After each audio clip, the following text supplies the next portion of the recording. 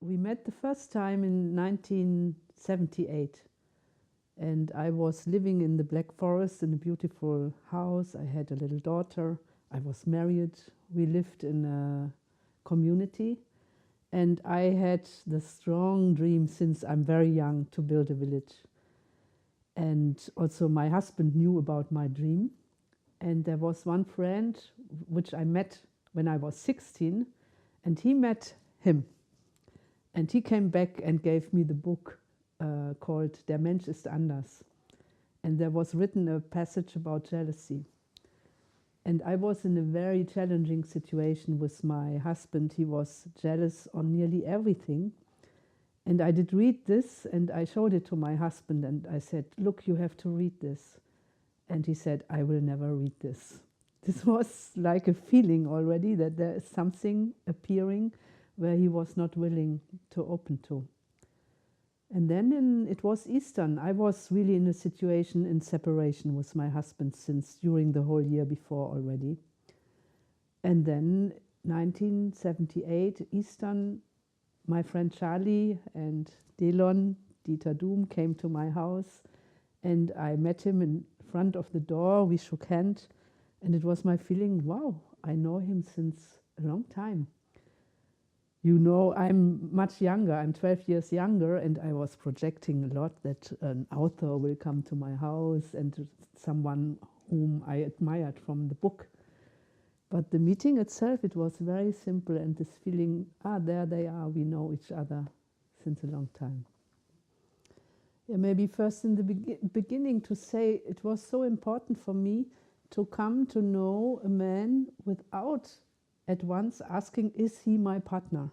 Because I was not looking for a partner. I was divorced. I was happy to be free in a way. And this made it possible that we could meet each other on a very, very deep level. So I often like to tell the stories when we did go to the city and shopping, yeah. And then he told me, look, this woman there, if I see her, my knees start to tremble, or things like this. And for me, it was, in a way, the first time that I really understood deeper the sexual issue of a man, which normally men don't reveal in front of their wives because they fear that they will be jealous. And this was a very deep connecting point. Yeah, I said, oh, can I do something? Can I support that you will meet her? Or things like this. So that we discovered each other as partners took a long time. And this brought so much freedom to our friendship, to our eros, to all the things. And I would say the main thing what keeps us together is really the issue of the world and healing. And I think Delon is a beautiful teacher in thinking, in doing research, in coming from the thinking to manifestation. And I had to learn a lot in the logic thinking and patterns, and there I loved it to be his student. And also to have the revelation of the sexual nature of a man. And the same task was given to me.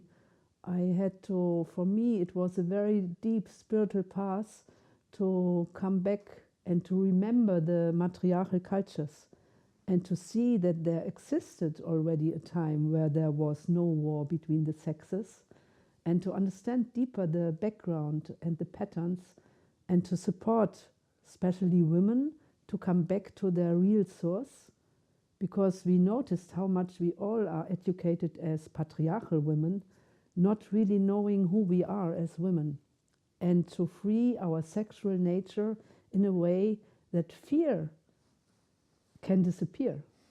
So that women that they step out of attacking the man, that they step out of neediness and really find their real deep female free nature. And I often say it develops a fully new understanding of ecological questions, of technological questions, if you suddenly notice that humanity has done the same to the planet like they have done to us human beings as women. And so this kind of send love before you touch, listen before you conquer.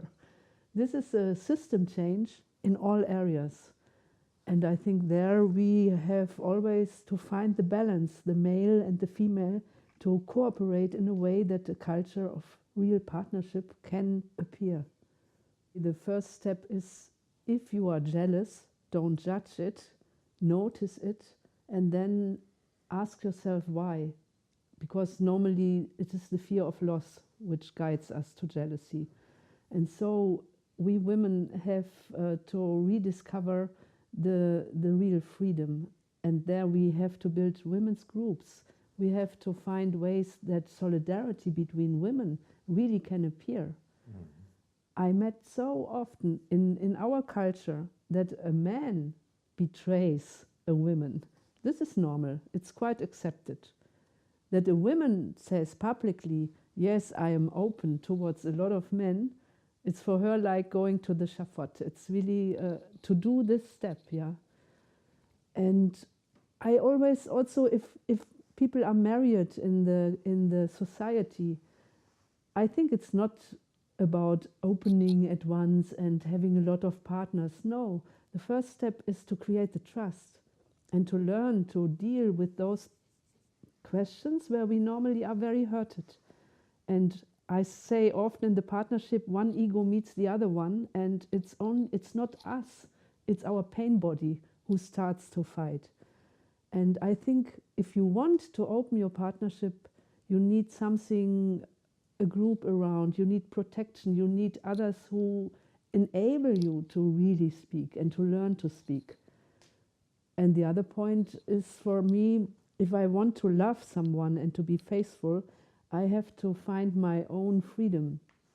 I have to learn to love myself, and then I will be able to be faithful to a partner or to love someone else.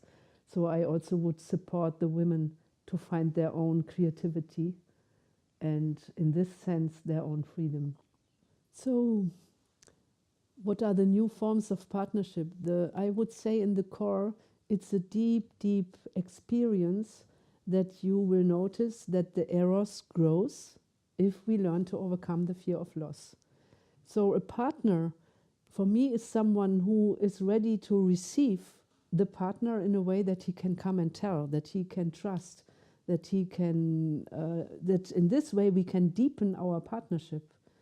And for me it is amazing, and often people are astonished when I tell, now after so many years, our eros is growing. And I know my partner is fall in love to a lot of women. And if you don't have the fear he will run away, then you come in a situation that you see, for example, a woman is coming and she has a wish to meet a man sexual without having a long relationship or things like this, then I'm not jealous. Maybe I say, oh, I know you are exactly the type where my partner would love to go to. And can I arrange something for you? So this will become natural in a surrounding where we are not brainwashed in the old way that it does mean to betray if you look for sexual contacts outside of the partnership. And so this is the sexual base that I know a lot of partners who stayed together in society, but after a while there is no eros anymore. And I can say, wow, because they often say, yes, but if you have more partners, then maybe the eros is not deep enough. But the opposite is happening. The eros grows and grows the more you dare to reveal to each other. And then I think the partnership needs some common interests. It's not the eros which makes people faithful or not. You need some political tasks or tasks in the world where you know that we share the same longing, the same issue of feeling. And this brings you together. You will be able to go through a lot of conflicts without separation because you are connected in the same vision, the same aim. Yeah, this I would say are the two core secrets of bringing partners really together. There is a big longing towards partnership, and I would say forget to look for, deepen the trust that it will appear if it's meant for you. So this is a different attitude in your life.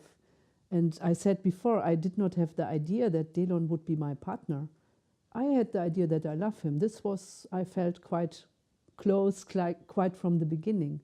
And I still remember when people asked me, who do you love the most? And I said, oh, if you ask me like this, it's Delon.